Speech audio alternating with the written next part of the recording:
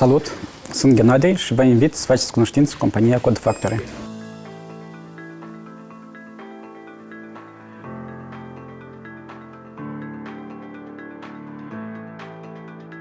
Code Factory este fondat în 2013. Inițial ne-am axat ca să oferim consultanță IT pentru clienții noștri. Între timp ne-am dezvoltat și ne-am focusat mai mult pe zona de betting. Noi suntem dezvoltatorii care au dezvoltat platforma de betting pentru William Hill, una din cele mai mari companii de betting din lume.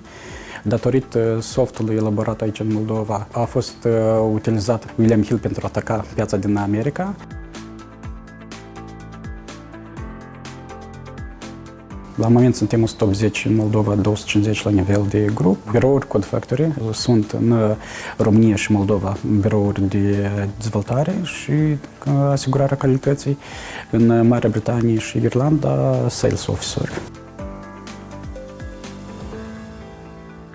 Rolul meu în companie este de a conduce cu echipele de DevOps și de sysadministrare, de a ajuta colegii să evolueze, de a ghida în tehnologiile noi, de a investiga și a descoperi noi oportunități de a face aceleași configurări sau de a îmbunătăți lucrul echipelor.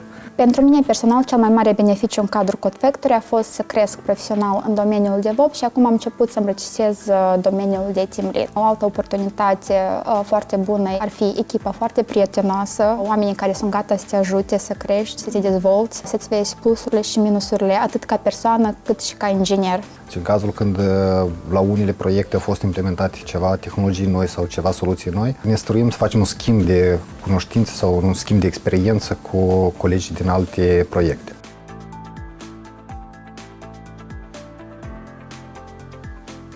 Clienții, de fapt, și ne apreciază pentru livrările care le facem, pentru maturitatea colegilor noștri, pentru faptul că livrăm calitativ, livrăm la timp. Suntem recunoscuți la nivel deja mondial ca implementatori de platforme de betting.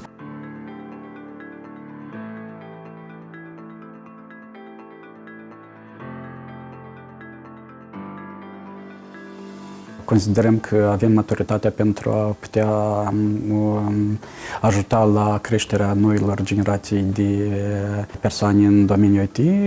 Vrem să începem să dezvoltăm internship-uri, vrem să ajutăm universitatea prin oferirea de suport și ajutor ca să creștem noi generații de developeri, testeri, etc., care să le fie mai ușor ca să intre în domeniul IT. Vrem să încercăm să ajutăm de a transforma lumea non-IT în IT.